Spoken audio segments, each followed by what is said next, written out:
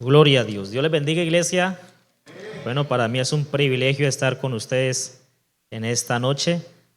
Pudimos llegar, gloria a Dios, amén.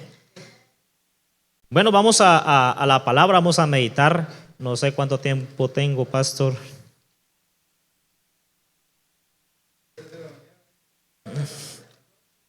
Ok, sí, señor, listo, como usted nos diga. Nos sujetamos al pastor, amén. Vamos a la palabra del Señor. Nadie dijo amén, ¿no? Vamos a la palabra del Señor. Yo quiero compartir un mensaje que Dios me regaló y contar parte de lo que Dios ha hecho en mi vida, amén. Yo sé que Dios va a edificar mucho su vida con lo que va a escuchar en esta noche. Vamos a la palabra, Lamentaciones capítulo 3. Este mensaje me retó mucho y yo sé que lo va a hacer con ustedes. Lamentaciones capítulo 3, gloria a Dios. Versículo 22 y versículo 23.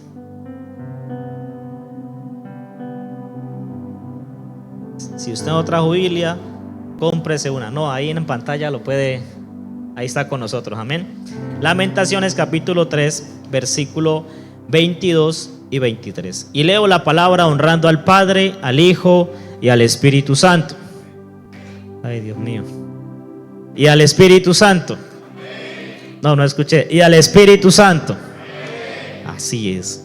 Dice la palabra del Señor en el versículo 22: por la misericordia de Jehová no hemos sido consumidos, porque nunca decayeron sus misericordias. El 23: nuevas son cada mañana, grande es su fidelidad. Padre, disponemos nuestras vidas para hablar tu palabra. Te pedimos que nos hables a través de ella y que el Espíritu Santo nos pueda edificar, nos pueda transformar, nos pueda cambiar. Y aun cuando estemos descansando, Señor, esa palabra, Señor amado, penetre en nuestra alma y nos recuerde que una vez más tus misericordias son nuevas para nosotros, Señor. En el nombre de Jesús, amén, amén y amén. Gloria al Señor. Den un aplauso al Rey de la Gloria.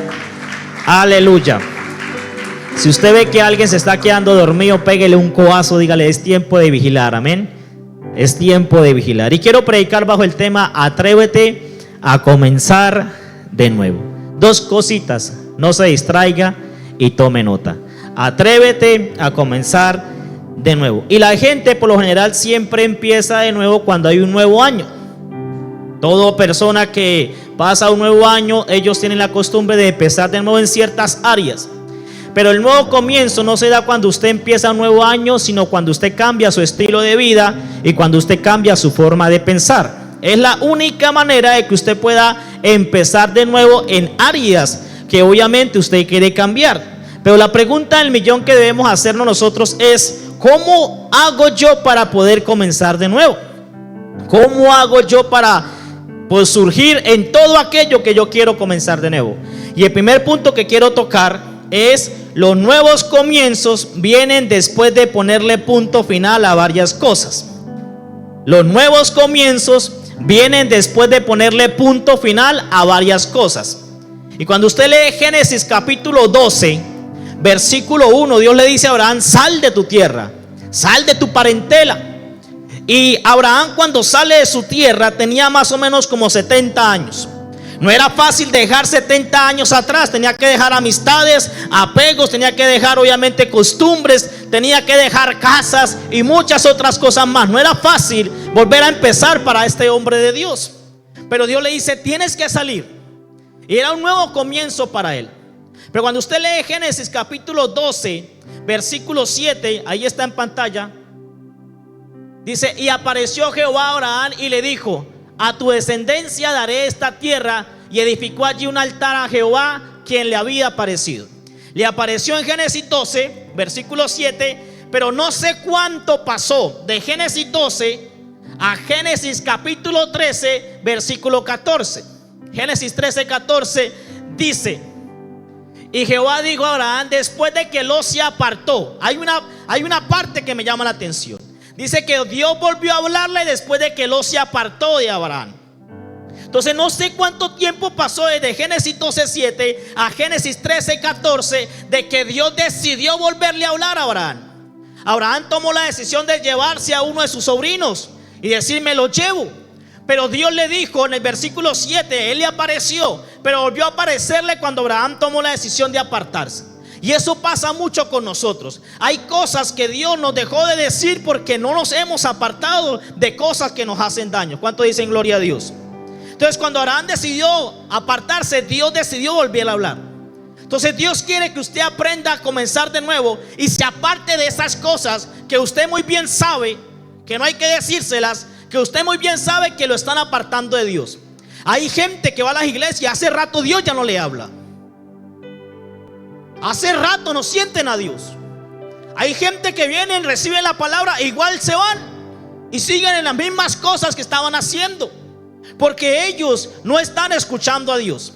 Porque hace rato Dios ya no les habla, porque no han dejado que una vida de confort. Hay gente que se ha conformado. Que Dios me ayude con el mensaje. Y soy muy claro, obviamente, y con el respeto a mi pastor, eso fue lo que Dios puso en mi corazón. Yo le escribí al hermano y no sé quién es el hermano que me escribía. ¿Dónde está? Allá atrás. Yo le decía: hermano, no sé, pero Dios me ha puesto a orar mucho por la iglesia. Y este fue el mensaje que Dios me dio. Me dijo: quiero que hables este mensaje, porque hay gente que se ha conformado. Hay gente que no se ha apartado, mi hermano, de amistades que le hacen daño. Hay gente que han perdido el tiempo. Y yo debo cerrar ciclos. Yo debo cerrar etapas si quiero avanzar.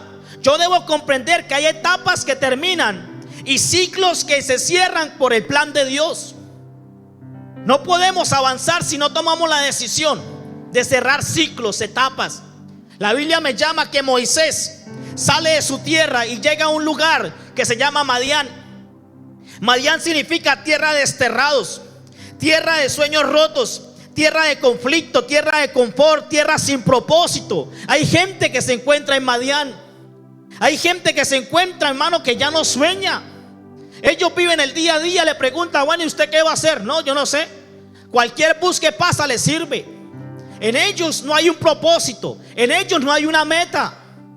Por eso cuando llegamos a Cristo, Cristo lo primero que hace es ordenarnos, porque venimos desordenados. Por eso el problema de los matrimonios es que cuando usted se casa con un desordenado, al desordenado le gusta que lo ordenen. Gloria a Dios. Cuando usted ordena a un desordenado, siempre va a haber pleito, siempre va a haber problema, siempre va a haber angustia, preocupación, desconfianza, porque viene desordenado. Pero cuando usted sale de la zona de confort, Dios empieza a hacer algo poderoso, sobrenatural en su vida. Pero mientras usted no tome la decisión de atreverse a comenzar de nuevo, nada va a pasar, mi hermano. ¿Por qué no empezamos de nuevo? Porque muchas veces estamos escuchando malas conversaciones. Y el apóstol Pablo dice en 1 Corintios capítulo 15 versículo 33: no erréis, las malas conversaciones corrompen las buenas costumbres. Y la palabra costumbre significa en el griego hábito, moral, carácter.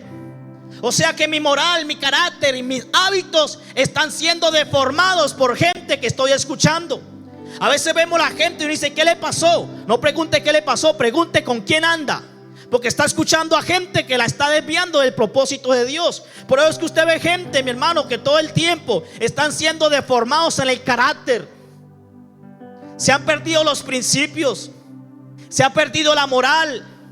¿Por qué? Porque estar escuchando a gente que no tiene que escuchar. Esa influencia está haciendo daño. Y yo quiero preguntarle: ¿por qué has cambiado tanto? ¿A quién estás escuchando?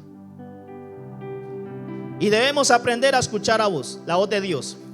Cuando usted lee Deuteronomio capítulo 28 versículo 1, dice: acontecerá si oyeres atentamente la voz de Jehová tu Dios.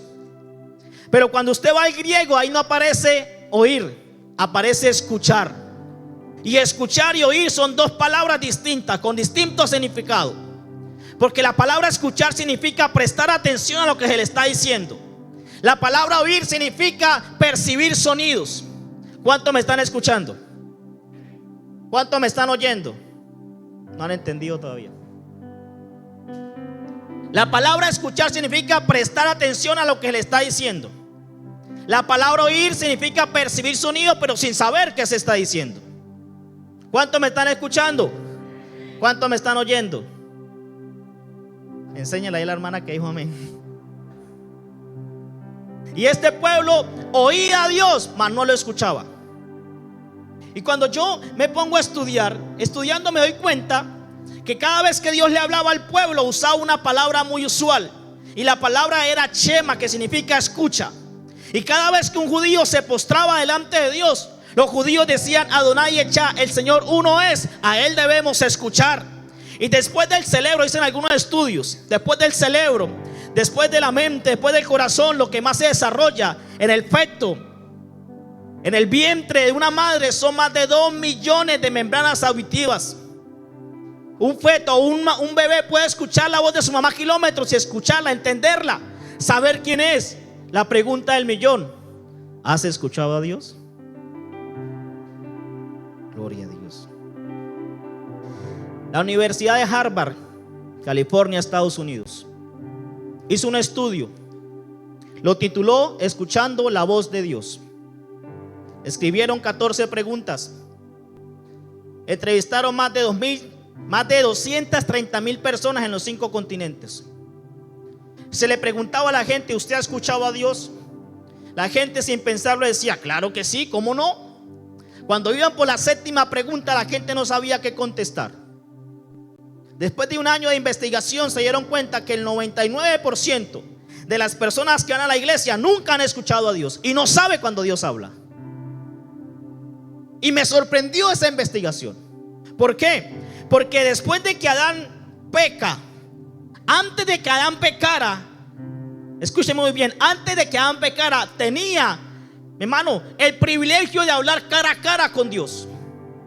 Después de que Adán peca, el hombre se vuelve un ser ultrasensorial, todo por sentidos. Por eso es que usted ve gente en las iglesias que todo el tiempo es que yo siento. A Dios le interesa más lo que usted escucha que lo que usted siente. Y usted ve gente en la iglesia que alaban a Dios según el estado de ánimo que tengan ese día. Entonces, si yo estoy contento ese día, grito gloria a Dios, aleluya, echo fuera demonios, hablo lenguas. Pero cuando estoy mal, de pronto vengo peleando con mi esposa de la casa, entonces no grito gloria a Dios, no grito aleluya. El que está al lado, el que grita eso, le da fastidio. La gente se ha acostumbrado a adorar a Dios según cómo se sientan. Aleluya. Dios no usaba una teofanía en el Adán, una forma humana para presentarse y hablar con Adán. No, hablaba cara a cara con él. Pero lastimosamente Adán pecó y el hombre se vuelve un ser ultrasensorial. Por eso es que usted ve gente en las iglesias, y con mucho respeto lo digo, que vienen a culto cuando sienten y cuando no sienten no vienen. Aquí no pasa esto, eso pasa en Rosario y en Venezuela, parte de San Antonio.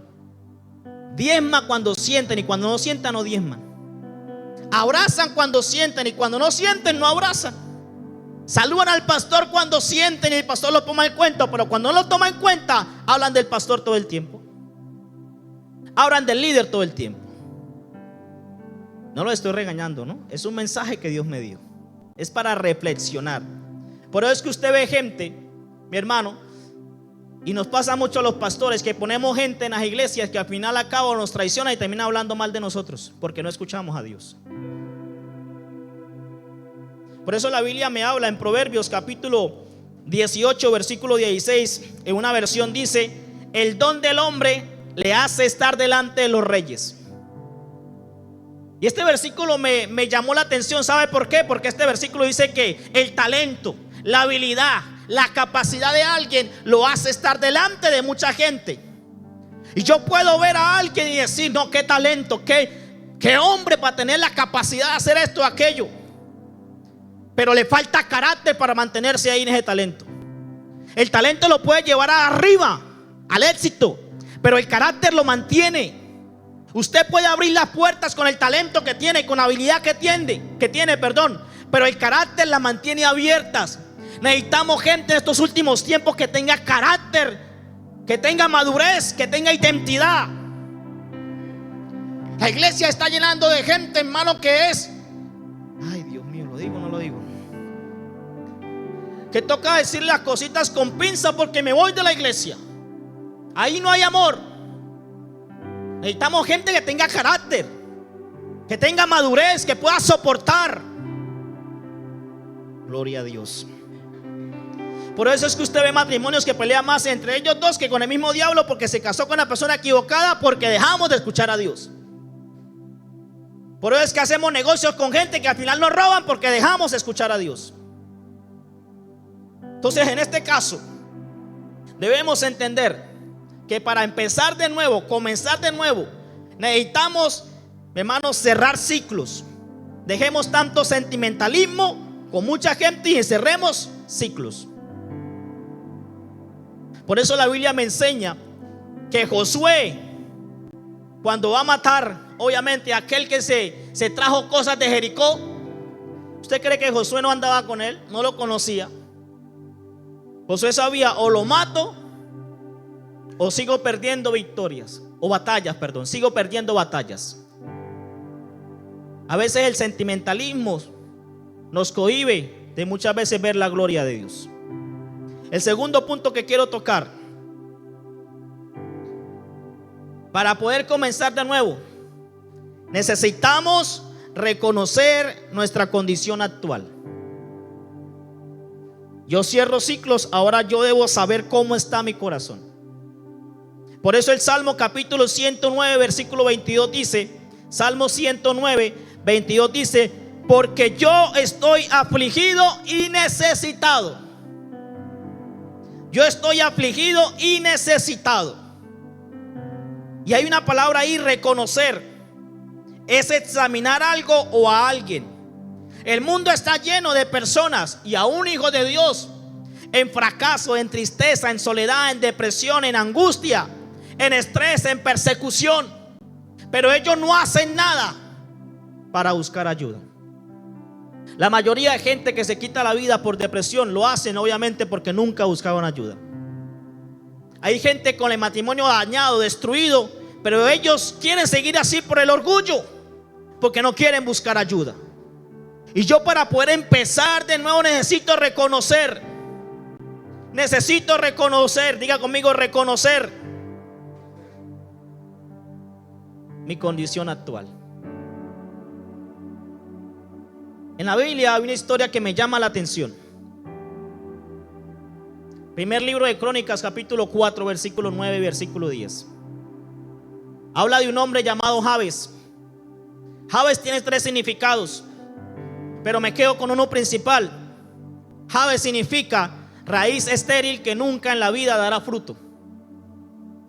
Y cuando yo leo esto, mi hermano, me doy cuenta que la mamá le puso raíz estéril que nunca dará fruto. Para nosotros los latinos, los nombres no son tan importantes como para los judíos. El latino le pone de pronto Pedro al hijo porque así se llama al papá. Le pone María a la hija porque así se llama la mamá. Le pone el nombre de un santo según el día o el mes que nace la persona. Pero para los judíos no era así. Los judíos creen que el nombre está ligado al destino profético de la persona. El judío cree que junto con el nombre se abre o se cierra una puerta. Para los judíos, un gentil o una mujer no valía tanto como cuando nacía un hombre. Un hombre marcaba un antes y un después. Pero la Biblia dice, no sé si lo podemos leer, y Jabes fue más ilustre. ¿Ese es el 10? ¿Ese es el 9? El 10. E invocó Jabes al Dios de Israel: oh, si me diere bendición. Pongamos el 9, perdón, el 9. Y Jabes fue más ilustre que sus hermanos, al cual su madre llamó Jabes, diciendo: por cuanto lo di a luz. No dice con dolor, dice que en dolor. Una palabra monosílaba, en dolor. Esto me habla a mí un panorama. No está hablando de la dilatación de la mujer, tampoco está hablando de dolores de parto. Está hablando de un dolor emocional que tiene esta mujer. Y dice que le puso Jabes raíz estéril que nunca en la vida dará fruto. Hay un libro que se llama El Zohar de los Judíos, que no se puede tomar como referencia bíblica, pero sí como referencia histórica. También hay un libro que se llama Leyes y Costumbres Judías. Hay un hombre que se llamó Flavio Josefo, un historiador judío, y los tres concuerdan en una ley muy importante que me hace a mí abrir los ojos cuando leo esta historia. Dice que cuando la mujer era echada por el esposo por X o Y motivo, ella tenía la capacidad de irse donde el papá y quedarse ahí hasta que el papá se muriera. Esta mujer se volvía esclava del papá. El papá la podía usar si era necesario para satisfacer los deseos sexuales de muchos viajeros. Esta mujer podía, mi hermano, en este caso, ser una esclava del papá, de su propio papá. Y la mujer sabía que el niño que venía en su vientre jamás entraría a la casa del padre, jamás iría al colegio. El niño que venía en el vientre, esta mujer sabía que no tendría amigos, porque los judíos son muy celosos en saber quiénes son los amigos de sus hijos. Y aquí hago un paréntesis, porque los judíos le enseñaban 8 cosas a sus hijos. Primer cosa que le enseñaban los judíos a sus hijos: fortalecer la fe en Dios, es la principal.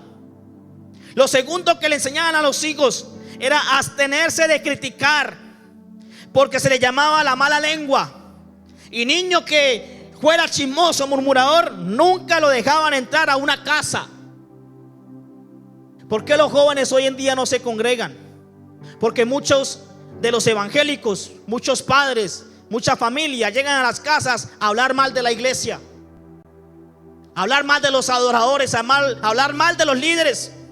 Entonces el niño dice: pero ¿para qué voy a para una iglesia donde hay puros hipócritas y falsos? Hoy en día nos toca hablar con claves con los niños. Yo tengo un niño de 8 años y cada vez que hablo con mi esposa de X o Y motivo, entiende más el niño que yo. Dice: pero papá, mi mamá está hablando de esto, y yo no entendía nada. Entonces aprendimos a tener cuidado de hablar cosas que al niño lo pueden marcar. Entonces los judíos le enseñaban a sus hijos a no criticar. Le enseñaban a estudiar. El judío tiene como 3 carreras universitarias. También se le enseñaba a atender, ay Dios mío, ayúdame, las visitas. Cuando llegaba una visita, papá y mamá se sentaban con la visita y los niños eran los que atendían la visita, igualito a los de nosotros. O sea, no tenemos envidia con los judíos, igualiticos. Entonces el niño se iba, arreglaba algo en la cocina, hacía jugo o compraba algo porque papá le daba y le traía las visitas. ¿Qué más le enseñaba a un judío a un niño? Le enseñaba las tareas de la casa. Ay Dios. Mi hijo tiene 8 años y le hemos enseñado que él mismo tiene que lavar su ropa interior. Si llegó del colegio, mío, vaya a lavar los zapatos, vaya a lavar el pantalón, vaya a lavar la camisa, porque un día mamá y papá no van a estar. Papá y mamá se van a morir un día, mijo. Y usted necesita enfrentar la vida, porque qué triste es llegar a la casa de alguien y que uno llegue y no sepa hacer nada, y uno sea como el estorbo de esa casa. Entonces cuando yo le enseño a mi hijo que la vida no es fácil, el niño va a tener que enfrentar eso. Hoy en día toca dejar al niño que duerma hasta las 11 de la mañana y darle el celular, porque ahí se pone bravo, o le da angustia, o le da desesperación, o le da tristeza, o sufre depresión. Dios reprenda al diablo.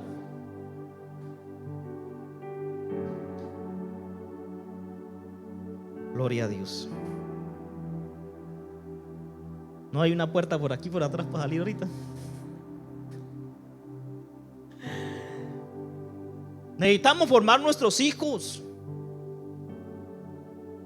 Los que tenemos 25 años, alcen la mano. 28, 30. Se está acabando esta generación. La generación que cuando un profesor entraba a clase, ¿qué hacían nosotros? Nos colocábamos de pie. Buenos días, buenas tardes. La generación que podíamos llegar hasta tarde de la noche jugando a la lleva, al escondite, al congelado. Hoy en día no. Se ha perdido eso. Pero si usted no le enseña a sus hijos a tener responsabilidad en la casa. Ay, no sé cómo decirlo. Usted está criando un perezoso y un flojo para el día de mañana. Que el día que embarace a su esposa, le va a llevar a la esposa para que usted le críe el muchachito, porque no sabe. Un día, pastor, una niña de 15 años me dijo: pastor, hay un muchacho en la iglesia que me gusta demasiado y yo voy a orar para que Dios me lo dé, para que Dios lo traiga a mí, que sea mío, que el Señor gane el alma y yo gano el cuerpo. Yo conocí a la muchacha, le dije: venga, le digo una cosa. ¿Usted cree que Dios le va a dar a usted ese hombre de Dios? Porque el muchacho ayunaba, oraba, vigilaba, es un hombre de Dios. ¿Usted cree que Dios le va a dar ese hombre de Dios a una muchacha que se para a las 11 de la mañana, que no sabe lavar su ropa interior, que su mamá tiene que venir a hacerle comida porque la niña no sabe cocinar? Ese muchacho termina descarriado con usted. Yo no puedo orar para que Dios le dé a mi hijo un hombre de Dios cuando mi hijo no es un hombre de Dios. Yo oro de acuerdo a como él es. Y primero oro para que Dios forme a mi hijo como un hombre de Dios y le traiga a la mujer adecuada para hacer un complemento. Mire, Dios no une caras bonitas, Dios une carácter compatibles. Usted no se casa con una cara bonita, usted se casó con un carácter, mijo. Esa cara bonita un día se le va a arrugar, se le va a caer el pelo, los dientes se le van a caer, van a salir arrugas, y aún así debe amar a esa mujer.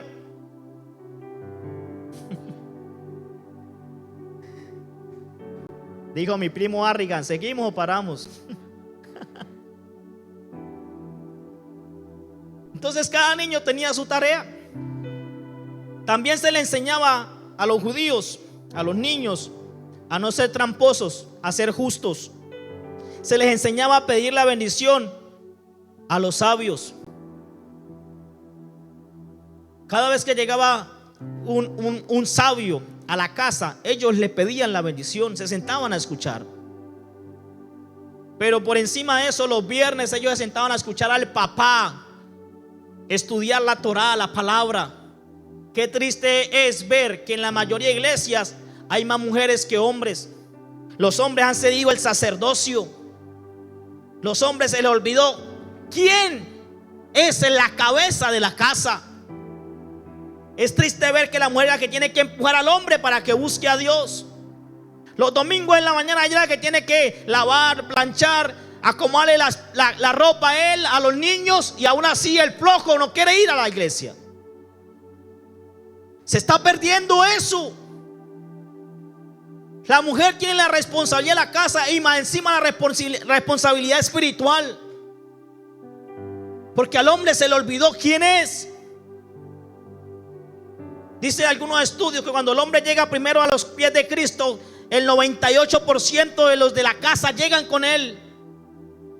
Cuando una mujer llega a los pies de Cristo, solamente el 50% de la casa llega con ella. Por eso es que el diablo ataca tanto la cabeza, porque si tumba la cabeza, tumba el cuerpo. Gloria al Señor y a su nombre. Y estos muchachos honraban a Dios, tenían temor de Dios. A los 12 años ya tenían la Torá aquí en la mente, en el corazón. Usted ve mucho evangélico que no sabe ni Biblia. Le pregunta y el mismo versículo de siempre: Jehová mi pastor. 3, 4, 5 años con el mismo versículo. Todo lo puedo en Cristo, y no salen de ahí. Gente que no conoce la palabra, porque se la pasa más pegado en Netflix o en el celular. ¿Cómo van a conocer la palabra? Y todo esto en esta dirección que estoy hablando, las 8 cosas, debe tener en cuenta que el judío también se le enseñaba algo con el temor de Dios. El noviazgo no era el mismo de hoy en día. El judío sabe qué hacía. El niño judío sabe qué hacía. El niño judío le decía, no era como antes o como hoy, que el niño le gusta a la niña y una vez corre a pedirle ¿qué? El cuadre, como decimos nosotros colegialmente. Vamos a cuadrarnos los dos y ya. El judío no. ¿Sabe qué hace el judío, pastor? El judío le dice: oh sí, me gustó esa muchacha. El judío corre donde papá, y papá está ahí y le dice bendición, y el niño se arrodilla. Y cuando el niño se arrodilla, el papá le cita Números capítulo 6, versículo 24. Vamos a leerlo. Cuando el niño está arrodillado, papá lo que hace es poner la mano sobre él y le dice, Números capítulo 6, ya va por ahí, ya llegó. Jehová te bendiga y te guarde. Siga. Jehová haga resplandecer su rostro sobre ti y tenga de ti misericordia. Jehová alce sobre ti tu rostro y ponga en ti paz. Y pondrá mi nombre sobre los hijos de Israel y yo los bendeciré. El judío hace esa oración. El niño se levanta y le dice: papá, quiero hablar con usted. Ok, hijo, hablemos. Me gusta la niña tal. Ok, hijo, deme una semana. En esa semana el papá va e investiga las generaciones de la niña. Primera, segunda, tercera y cuarta generación. Entonces papá dice: la primera generación, la cuarta generación, perdón, hay drogadictos. En la tercera generación, lesbianas. En la segunda generación, borrachos. En la cuarta generación, gente que no le gusta trabajar. Se va donde el niño le dice: papá, papi, esa muchacha no le conviene a usted.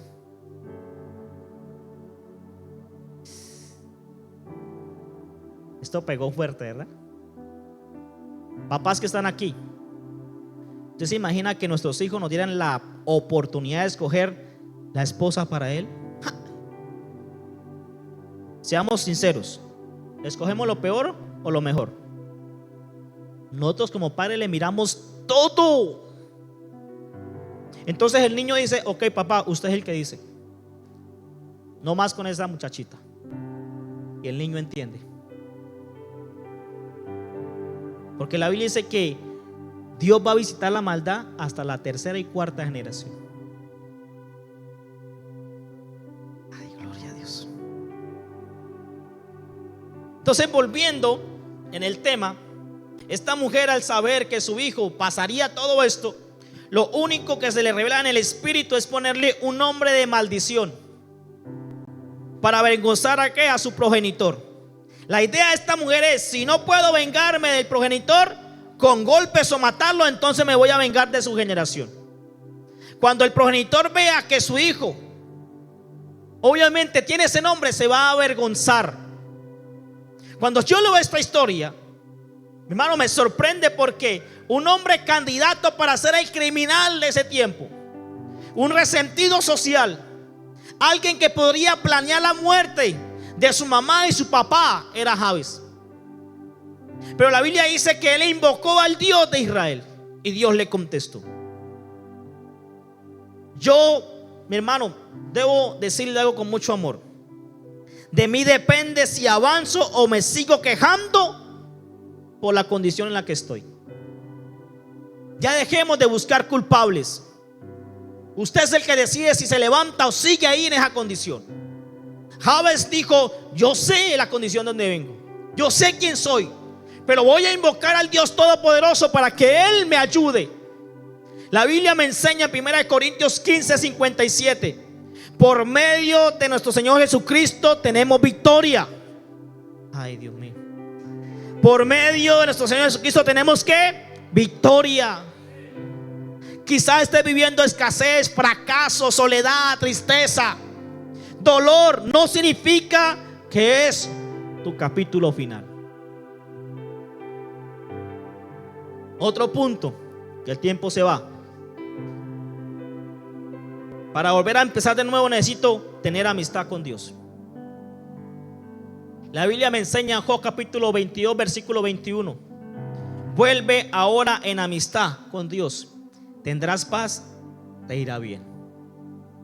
La gente que tiene amistad con Dios se le nota en la cara. La gente que tiene amistad con Dios es apasionada.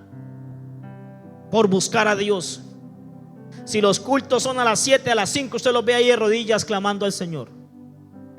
Si las vigilias empiezan temprano, ellos están ahí buscando a Dios con una intención: voy a recibir una palabra de Dios. Sin importar quién se pare aquí, él dice: Dios me va a hablar. Cuando alguien tiene comunión con Dios, es una persona que es prudente, es sabia, es entendida, es comprendida. Una persona que tiene amistad con Dios sabe cuáles son los demonios y sabe cuáles son los gigantes que debe vencer. Dios me dijo un día en un ayuno casi de 14 días: el gigante que usted no venza hoy, sus hijos van a tener que enfrentarlos. Y eso me sorprendió. ¿Cómo así? Sí, tienes que vencer ese gigante. Y aquí voy con el testimonio.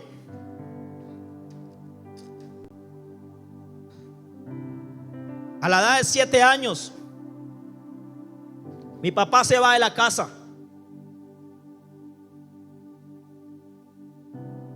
Mi mamá nos reúne a los 5, 2 mujeres, 3 hombres, y nos habla con carácter. Nos dice: su papá se fue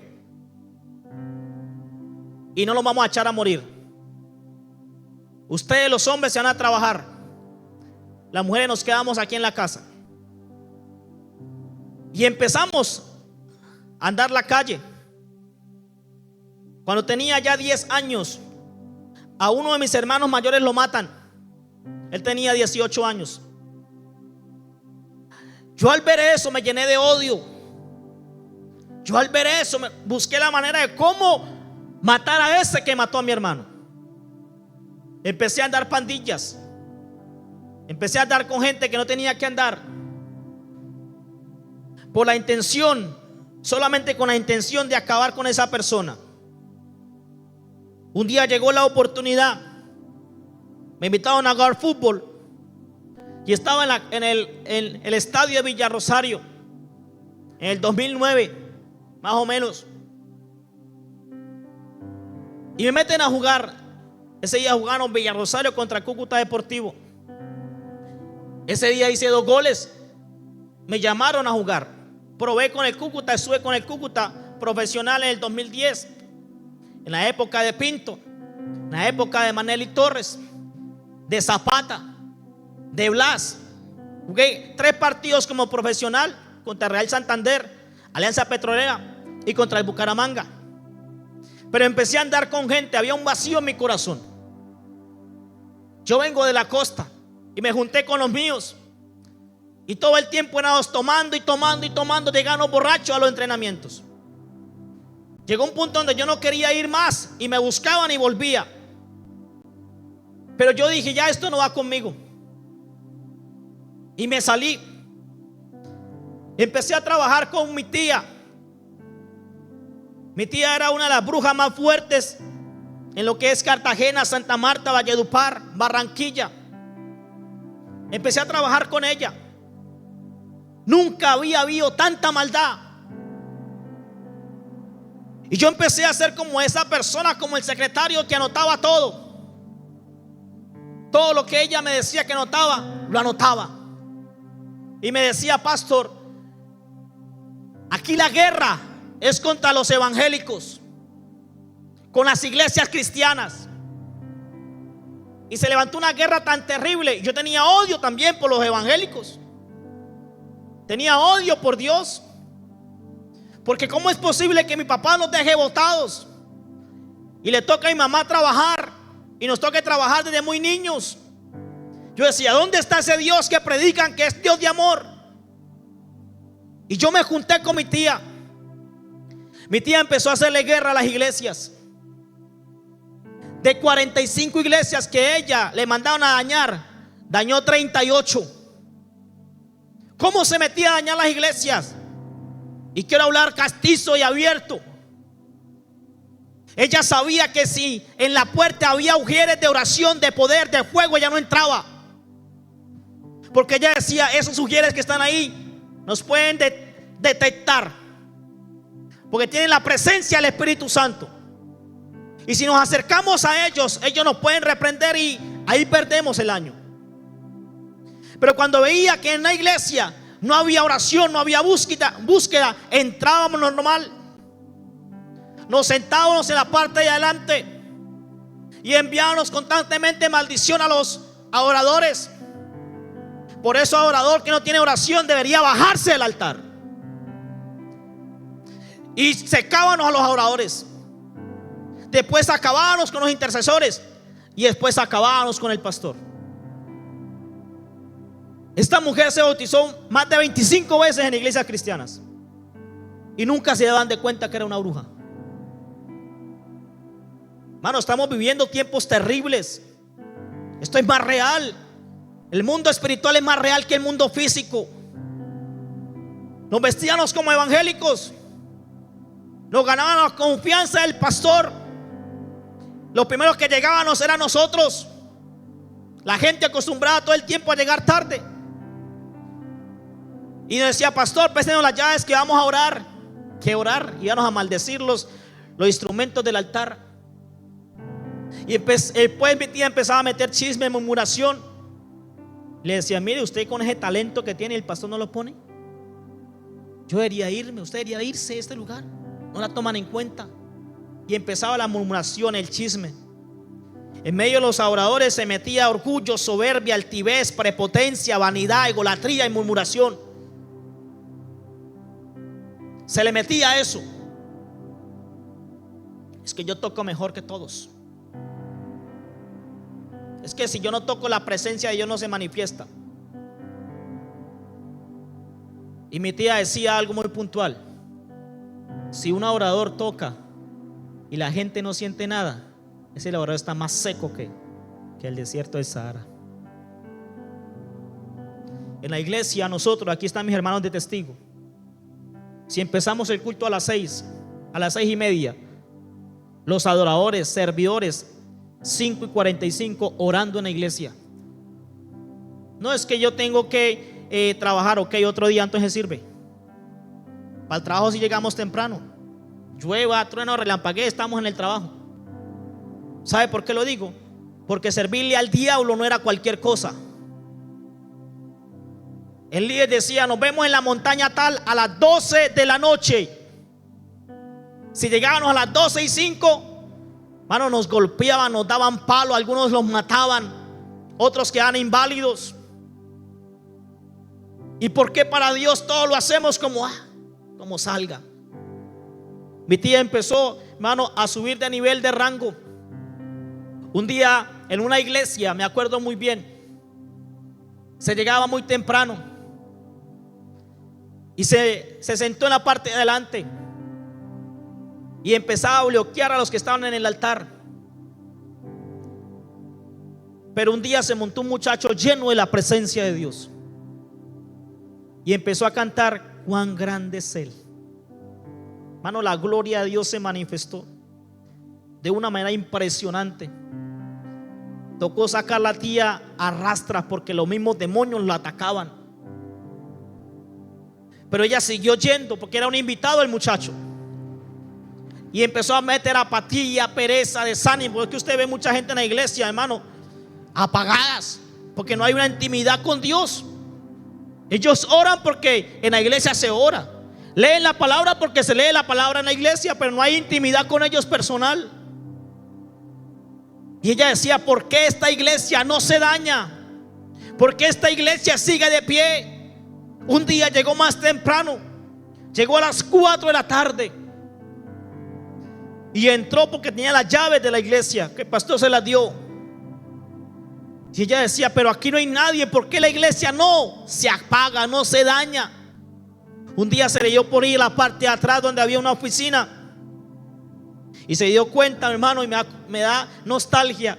Se dio cuenta que habían 4 ancianitas clamando por la iglesia. Llegaban a las 4 de la tarde y se iban a las 8 de la noche diciendo: Señor, dale discernimiento de espíritu al pastor, no permita que dañen la iglesia. Ella nunca pudo acabar con esa iglesia porque habían 4 ancianas que desde las 4 de la tarde se la pasaban todos los días orando. clamando al Señor para que Dios tuviera misericordia. Hasta el día de hoy esa iglesia se mantiene en Barranquilla y ha crecido mucho, porque habían 4 mujeres clamando y orando, intercediendo. Mi tía siguió. A ella le dan 6 meses para acabar con una iglesia. Si no la acababan, lo que ella enviaba se devolvía. Por eso hay muchos evangélicos que creen que cuando llega Cristo, la brujería que fue lanzada se acaba. No, va a seguir. Porque si mi tía seguía acabando a los evangélicos durante un tiempo, ella decía: si lo que yo le hago no le hace efecto, me hace efecto a mí. Mientras seguimos en Cristo, siguen los ataques. Todo aquello que nos hicieron, siguen los ataques. Y debemos entender, iglesia, y debemos comprender que la guerra contra el enemigo no es cualquier cosa. Por eso no juegue a ser evangélico. El diablo no juega a ser diablo. Y oro a Dios para que todo el que se monte aquí tenga temor de Dios.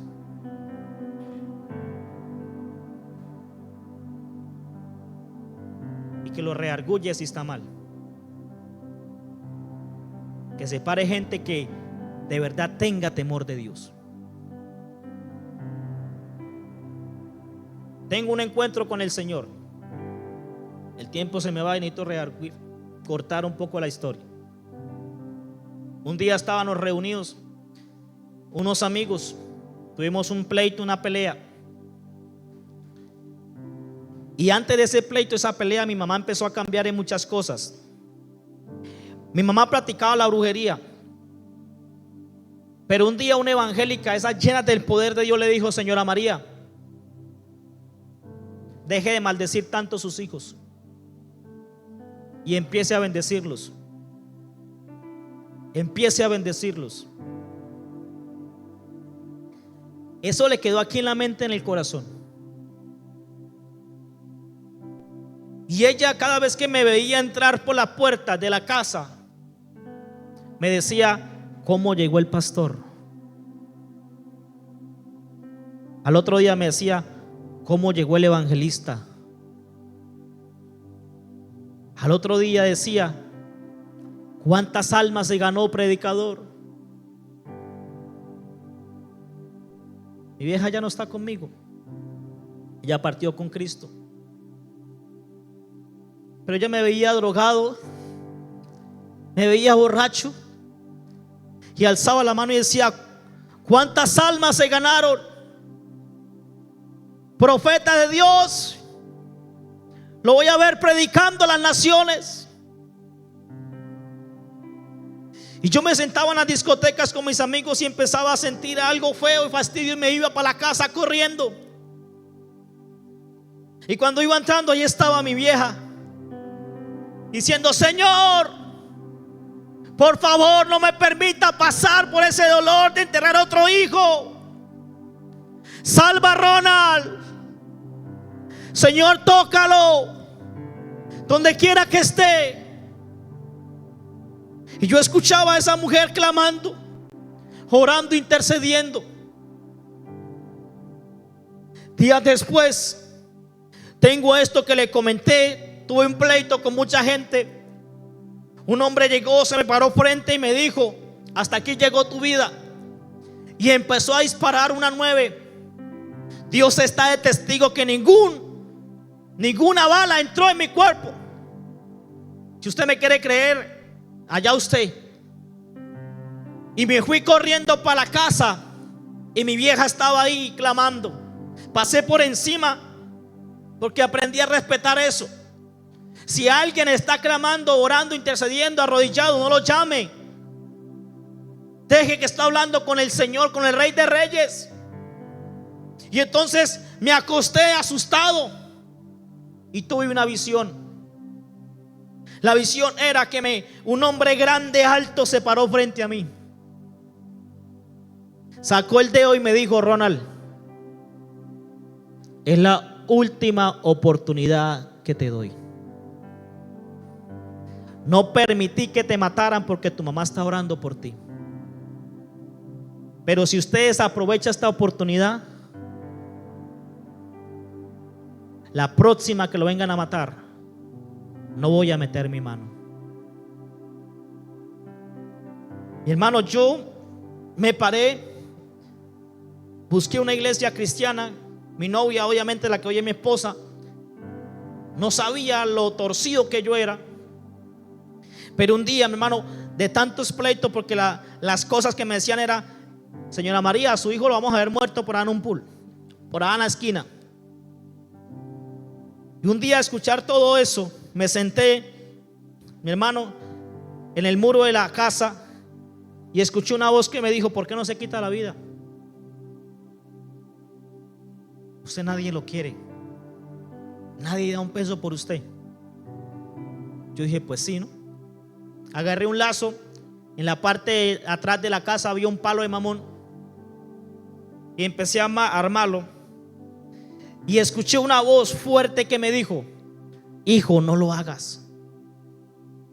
Cuando me dijo: hijo, no lo hagas, vi una visión predicándole a muchos jóvenes. Nosotros hemos hecho casi 7 congresos de jóvenes y hay mucho joven que va. Nosotros los iniciamos en San Antonio. Soy muy conocidos en la zona fronteriza. De eso salió ese congreso de jóvenes.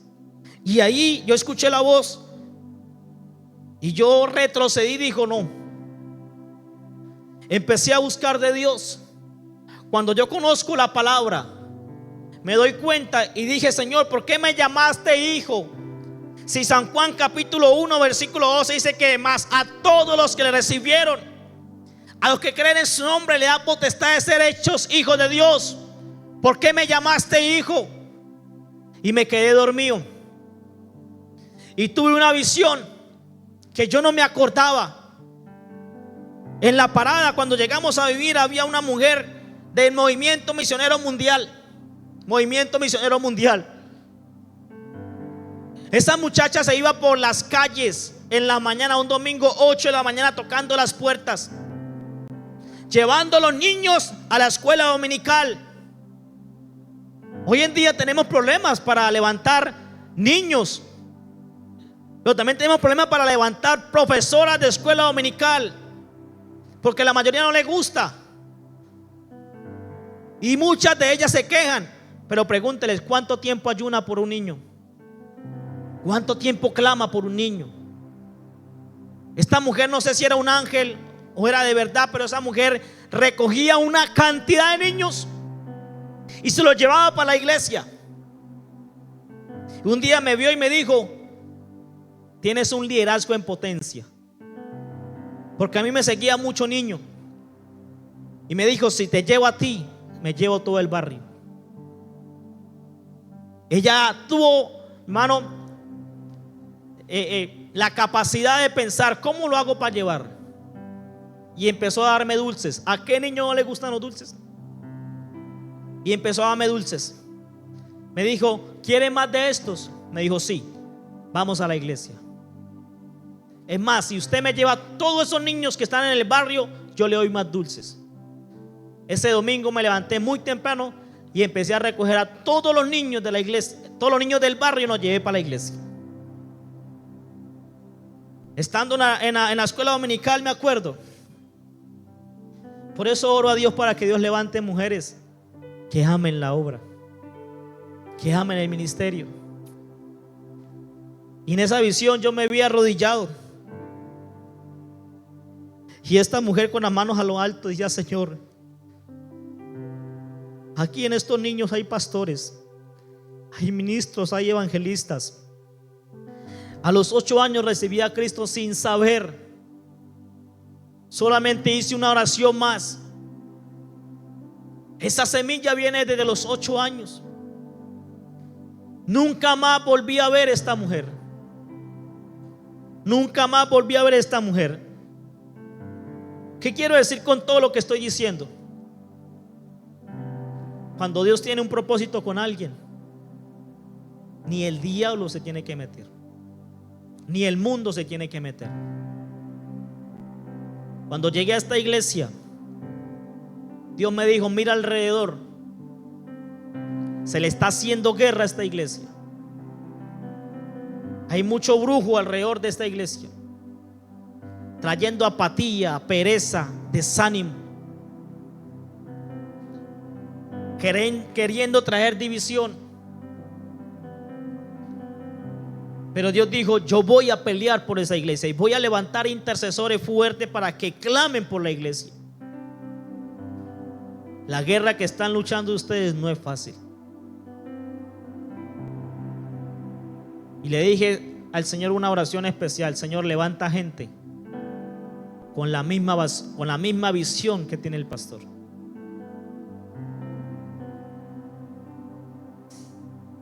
Pero tomo agua porque esto es delicado.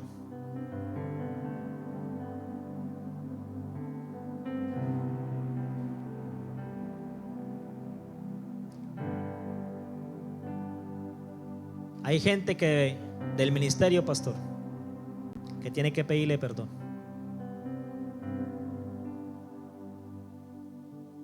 Porque me ha hablado muy mal de usted.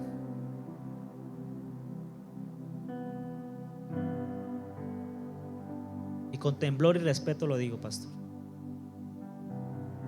No están de acuerdo a la visión que tiene usted. No son todos, son contaditos.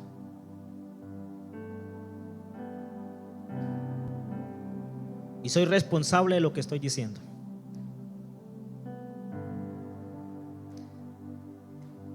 Y Dios va a sacar a la luz, porque esta iglesia nació en el corazón de Dios. Y el que quiera traer división se la ve con Dios.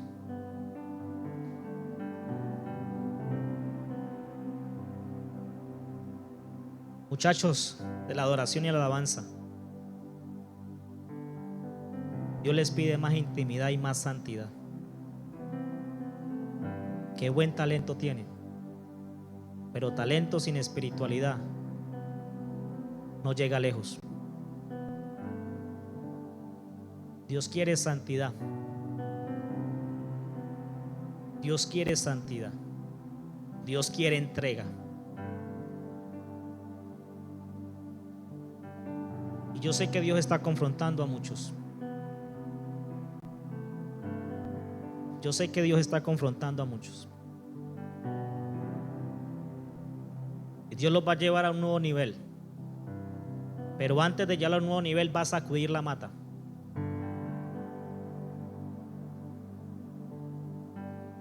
Va a sacudir la mata.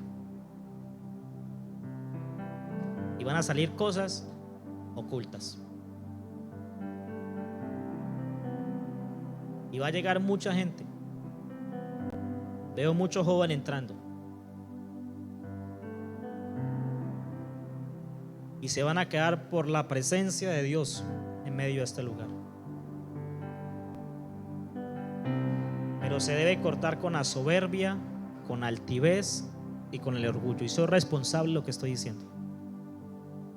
Aquí se debe cortar con la soberbia, con altivez y con el orgullo.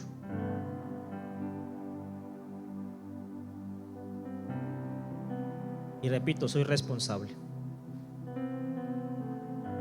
Ese fue el mensaje que Dios me regaló. Y he aprendido a no congraciarme con nadie. Porque un día Dios me dijo: si no tienes la capacidad de enfrentar lo que vas a conseguir cuando yo te dé la palabra, hágase a un lado. Porque cuando me pusieron como pastor, tenía la sombra de mi pastor Anderson, un hombre de Dios. Él es mi cobertura. Y la gente obviamente empezó a levantarse contra mí y contra mi esposa, porque yo no predicaba como predicaba él. Y empecé a cambiar mi mensaje.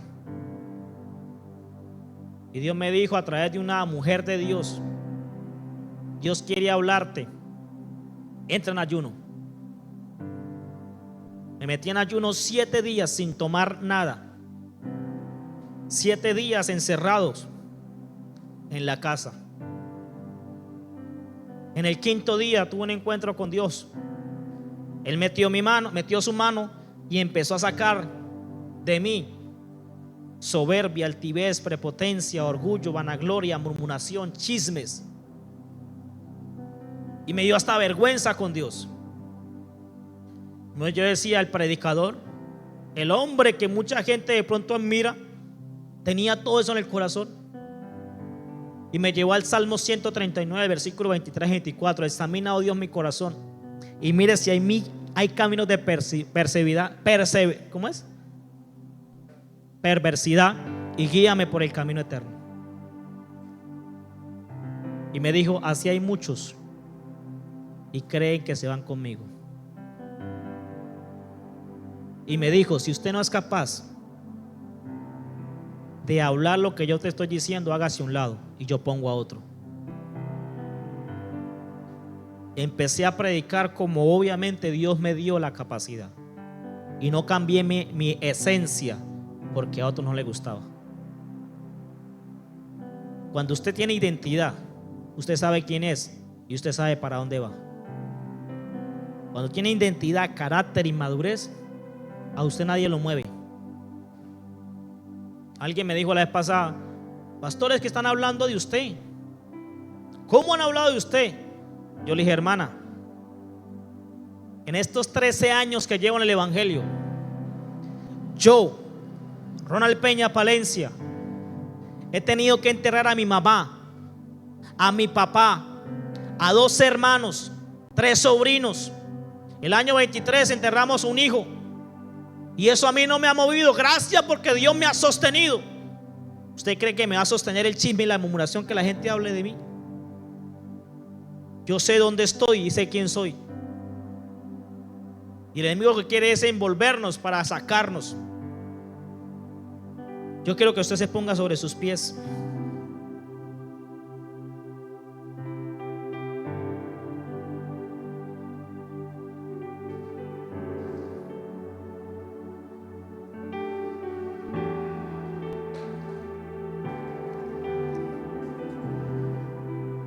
Levante sus manos ahí donde está, iglesia,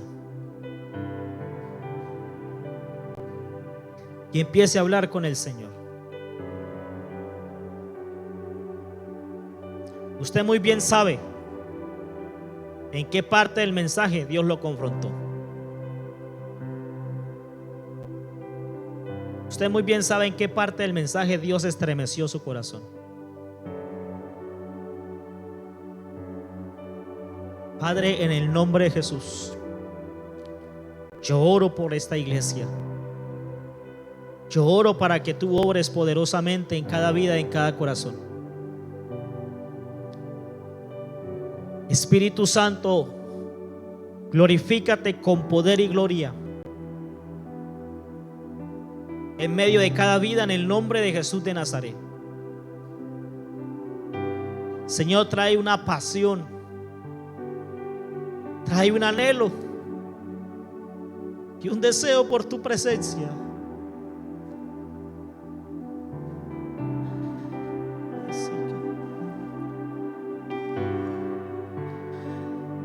Trae esa pasión, Señor amado.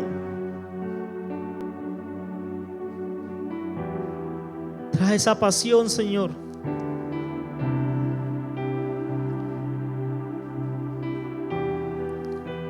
Sigue levantando, Señor, hombres y mujeres de Dios. Aquí hay mujeres que Dios extraña en la intimidad, que pasaban horas y horas buscando su presencia y se han secado, y Dios les está exigiendo: vuelve a mi presencia. Tú eres la niña de mis ojos. Vuelve a mi presencia, vuelve a mi presencia. Vuelve a mi presencia.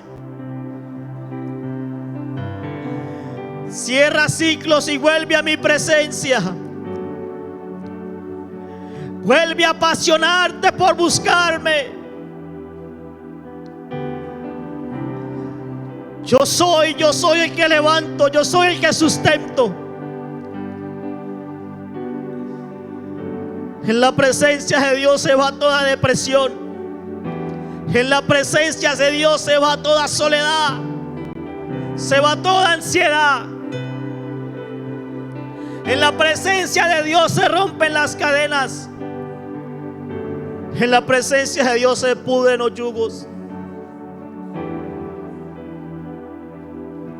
Vuelve, vuelve a mi presencia.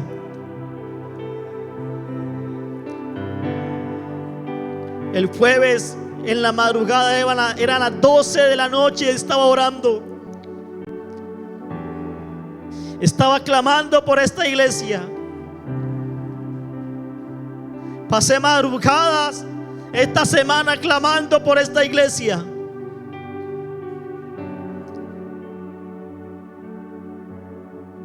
Y algo que el Señor me decía: dile, vuelve a mi presencia. Vuelve a mi presencia. Vuelven a encender el fuego. La gente vendrá a este lugar por causa de la presencia. Habrán sanidades, milagros y prodigios, pero vuelve a mi presencia. En la presencia de Dios, en la presencia de Dios se rompe todo aquello que no sirve. Vuelve a mi presencia. Iglesia, vuelve a mi presencia. Vuelve a arder por mí, dice Dios. Vuelve a arder por mí. Vuelve a arder por mí, Espíritu Santo. Vuelve a arder por mí.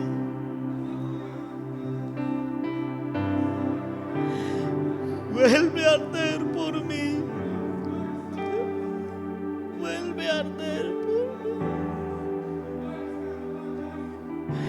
Entrégame, entrégame, entrégame tu agenda.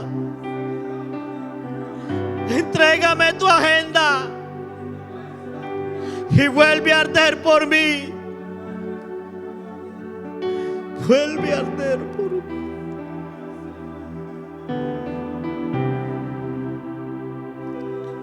Vuelve a arder por mí.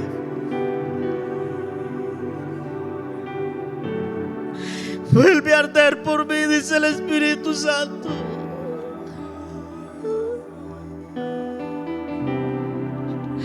Vuelve a arder por mí.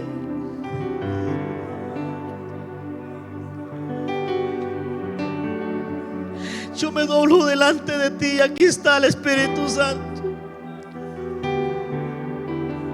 Aquí está el del Rey de Reyes y Señor de Señores. Vuelve a arder por mí. Yo te extraño, vuelve a arder por mí. Yo quiero hacer algo simbólico. Ven al altar y arrodíllate conmigo. Y pidámosle al Señor que voy a volver a arder por su presencia. Es una señal de humillación, Señor.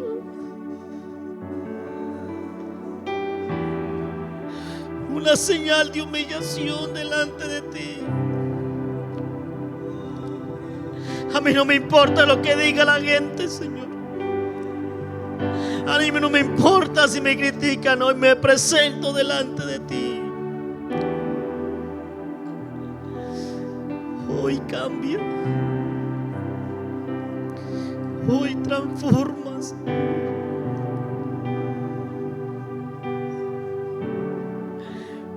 Vuelve a mi presencia.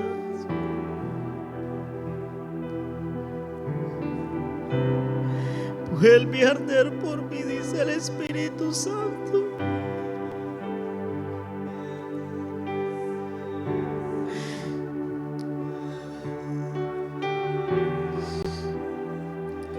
Pedimos perdón, Señor, así como lo hizo Nehemías.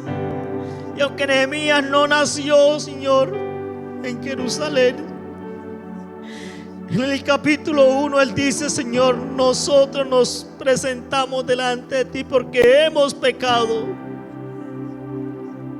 Reconocemos que pasamos más tiempo en otras cosas que en tu presencia. Reconocemos que pasamos más tiempo en las redes sociales que en tu presencia.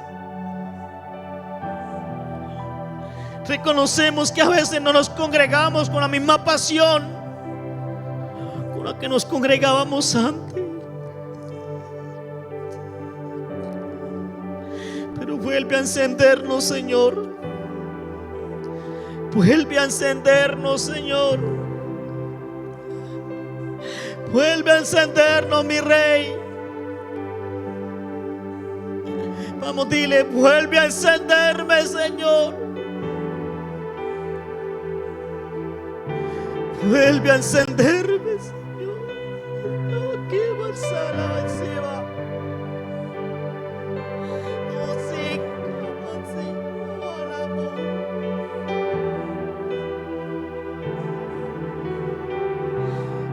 Dios exige santidad. Yo soy un Dios santo. Yo no soy un Dios que se congracea con el pecado. Dios exige santidad. Dios exige compromiso, entrega.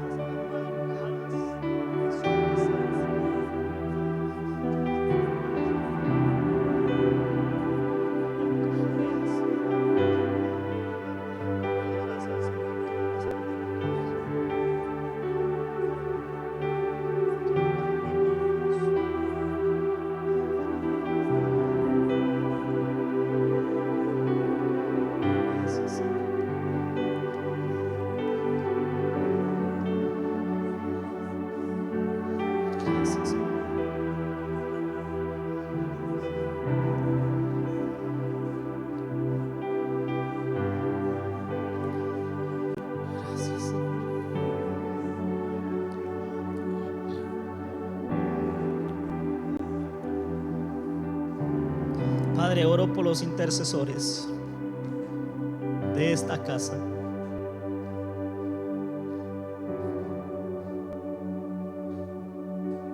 Me dijiste, Señor, que abriría los ojos espirituales de los intercesores, Señor. Y levantarás más mujeres para que clamen por el pastor, Señor. Porque el diablo ha pedido su cabeza. Que ellas verán, Señor amado, lo que el enemigo va a hacer, así como lo veía Eliseo. Y Eliseo le decía al rey de Israel: vete por este lugar. Ellas van a desbaratar propósitos del diablo, Señor. Y me decía, Señor, dile a la pastora que ella es la que debe estar al frente, clamando e intercediendo por esta iglesia. Clamando e intercediendo por su amado. Y los ojos espirituales se abren. Le darás ideas, Señor amado, para implementar en medio de los intercesores, Señor. Ideas concretas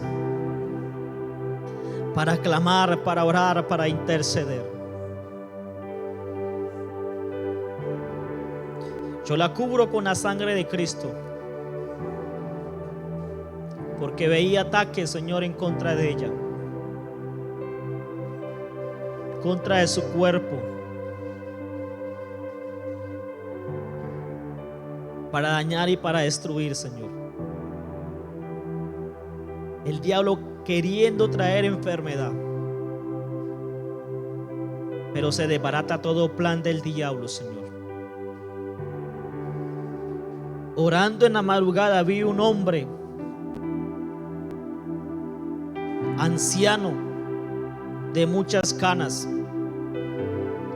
haciendo brujería en contra de la pastora, diciendo: la voy a acabar, la voy a enfermar, la voy a destruir. Pero veía una cobertura sobre ella, y Dios le exige más entrega en la búsqueda, más pasión por la oración y por la palabra, porque va a preparar muchas mujeres de guerra, va a preparar muchas mujeres de poder que van a desbaratar todo propósito del diablo. Yo bendigo esta iglesia, Señor. Gracias por ese privilegio que me has dado. Yo bendigo al pastor, el liderazgo, los adoradores, en el nombre de Jesús. Amén, amén y amén. Denle un fuerte aplauso al Rey de la Gloria. Vamos, déselo más fuerte que es para el Señor.